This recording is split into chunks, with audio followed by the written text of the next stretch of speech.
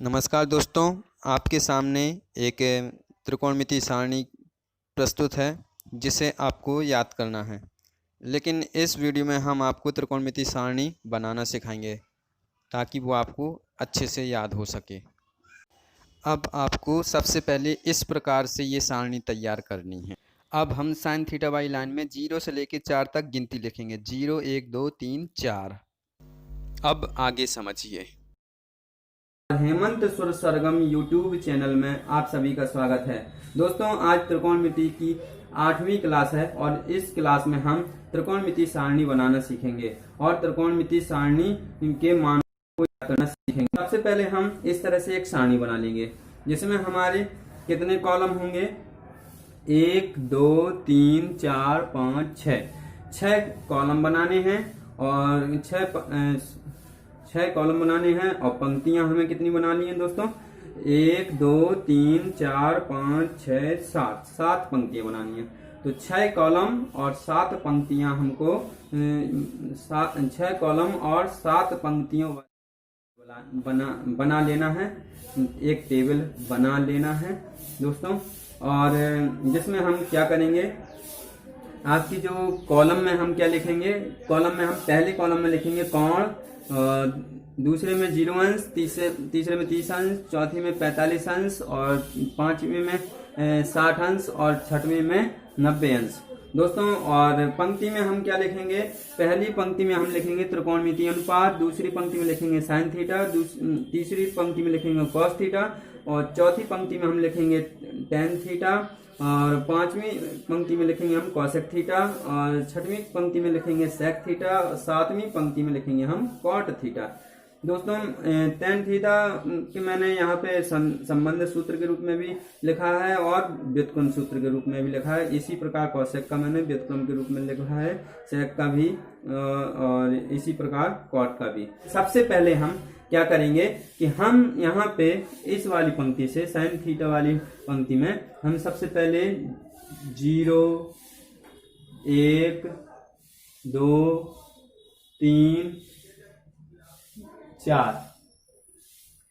4 तक गिनती लिखेंगे दोस्तों। इसके बाद दोस्तों हमें क्या करना है, इन सभी के नीचे बटे 4 लगाना है। बटे 4 लगा के इनको भिन्न बनाना है। बटे 4 बटे 4 बटे 4। अब क्या करना है दोस्तों, अब इन भिन्नों के ऊपर रूट्स लगाना है।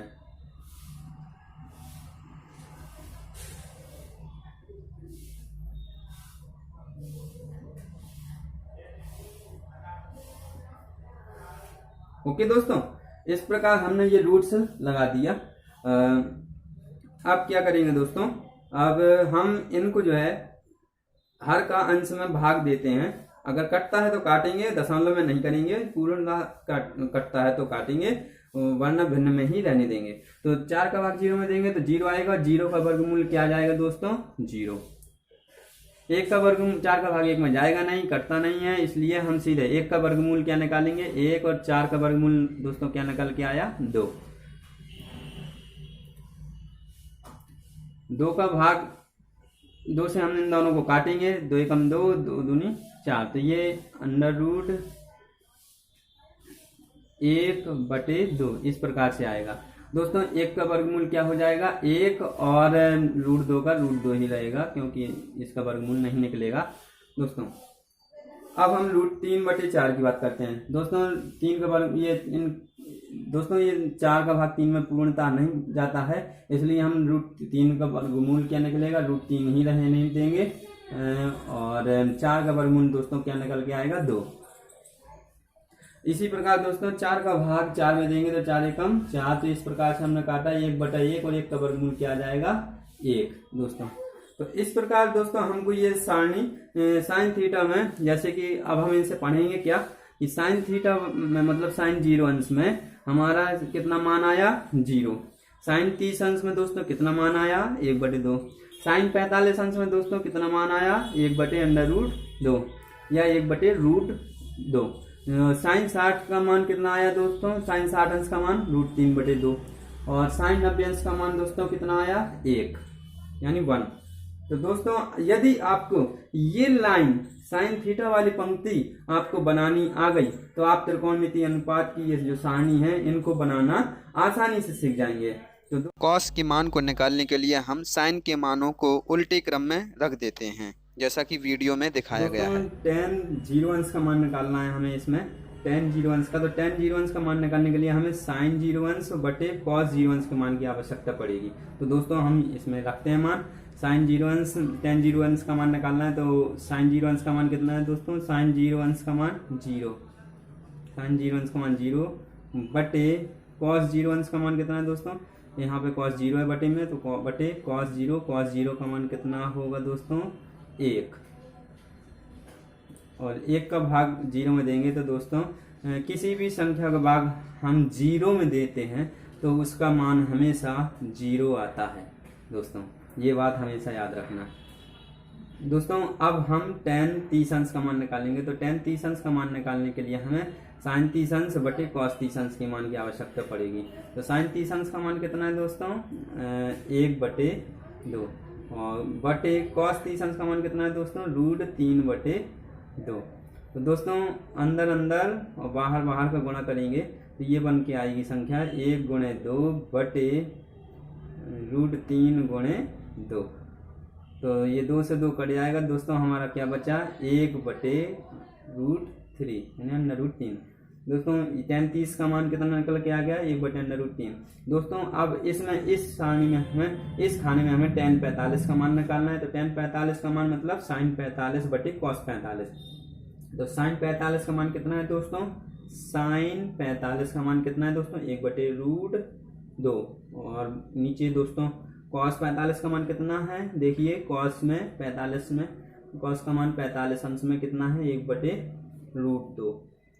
तो देखिए ये संख्या तो दोनों एक सी हैं, तो इसलिए ये कट जाएंगे, एक बार ही गया भाग तो इसका आया 1, यानी कि tan 45 अंश का मान निकल के आया 1।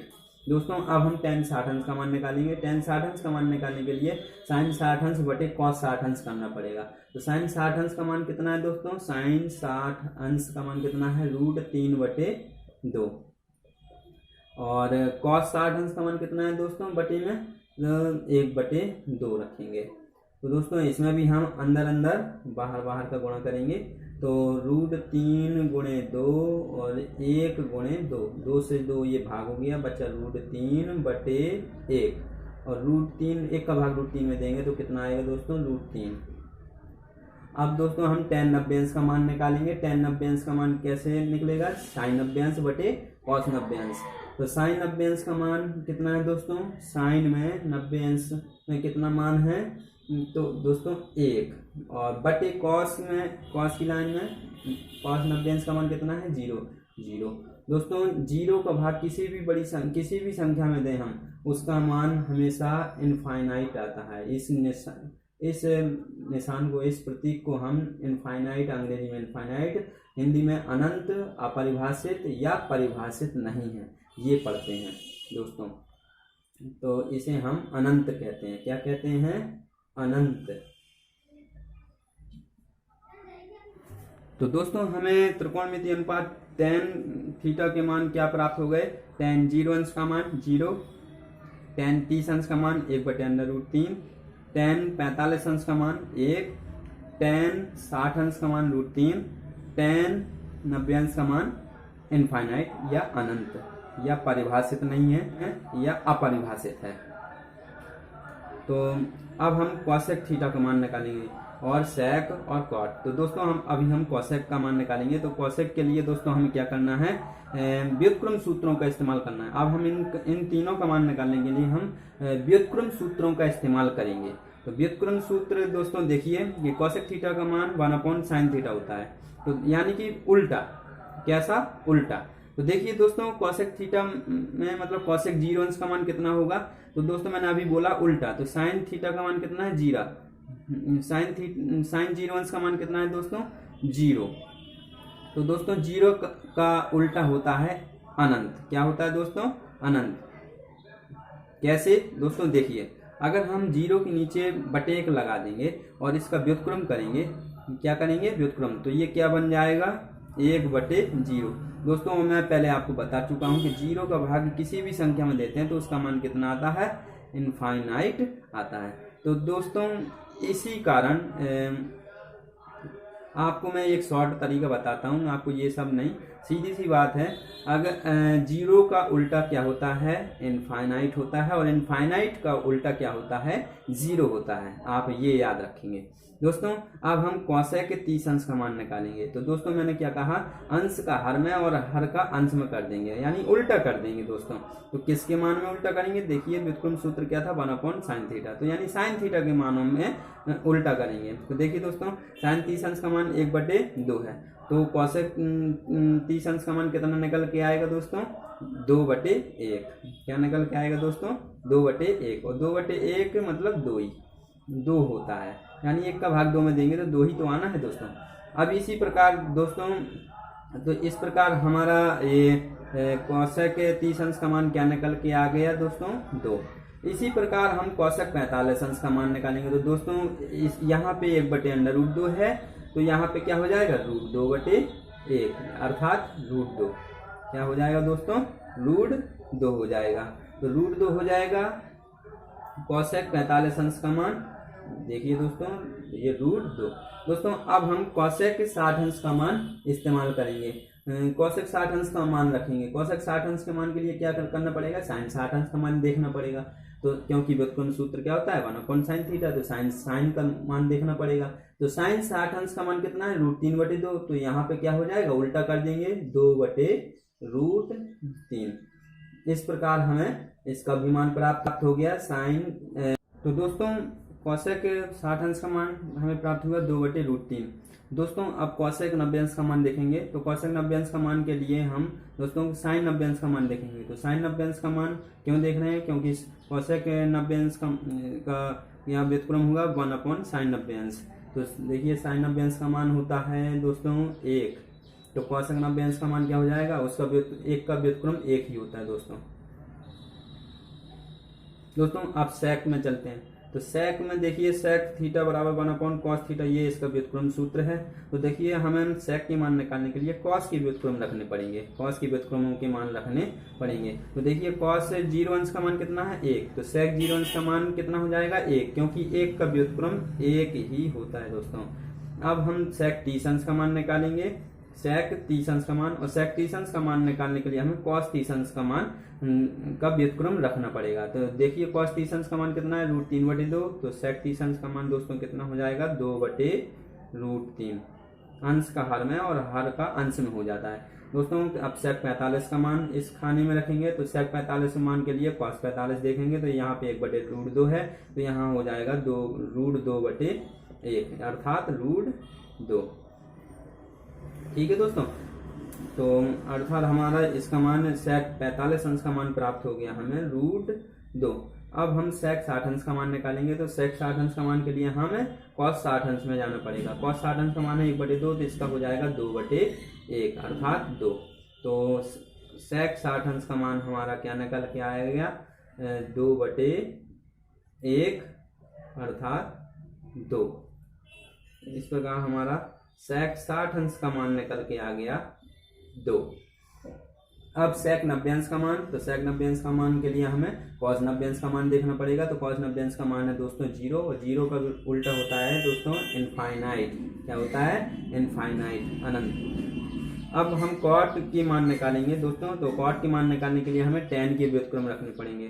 तो कॉट 0 अंश का मान इस खाने में, तो tan 0 अंश का देखेंगे। tan 0 अंश का मान कितना है, 0। तो व्युत्क्रम रखेंगे कॉट में। तो यहाँ पे 0 का उल्टा क्या होता है दोस्तों, अनंत। दोस्तों अब हम tan 30 अंश का कॉट 30 अंश का मान निकालेंगे। कॉट 30 अंश के मान के लिए हमें tan 30 अंश के मान की आवश्यकता पड़ेगी। तो इसका व्युत्क्रम क्या होगा, यहाँ पे 1/√3 है, तो इसका व्युत्क्रम हो जाएगा √3/1, अर्थात √3। तो दोस्तों कॉट 30 अंश का मान कितना प्राप्त हो गया हमें,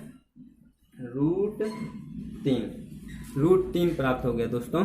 और इसी प्रकार हम कॉट 45 का मान निकालेंगे। तो कॉट 45 का मान निकालने के लिए हमें tan 45 का मान देखना पड़ेगा। और tan 45 का मान है 1, 1 का व्युत्क्रम होता है 1। एक का उल्टा एक ही होता है दोस्तों। जैसे अब हम कॉट 60 अंश का मान निकालेंगे इस खाने में। तो कॉट 60 अंश का मान निकालने के लिए हमें tan 60 अंश के मान में जाना पड़ेगा। tan 60 अंश का मान है दोस्तों √3, और √3 का उल्टा हो जाएगा व्युत्क्रम। देखिए बटे में 1 लगा के हम, तो व्युत्क्रम क्या होगा दोस्तों इसका 1/√3। तो ये इसका व्युत्क्रम होगा 1/√3। अब हम cot 90 अंश का मान निकालेंगे इस खाने में, और cot 90 अंश का मान निकालने के लिए हमें tan 90 अंश के मान की आवश्यकता पड़ेगी। और tan 90 अंश का मान है अनंत, और अनंत का उल्टा व्युत्क्रम रखेंगे तो 0 होता है। कितना होता है दोस्तों? कितना होता है? 0। इस प्रकार दोस्तों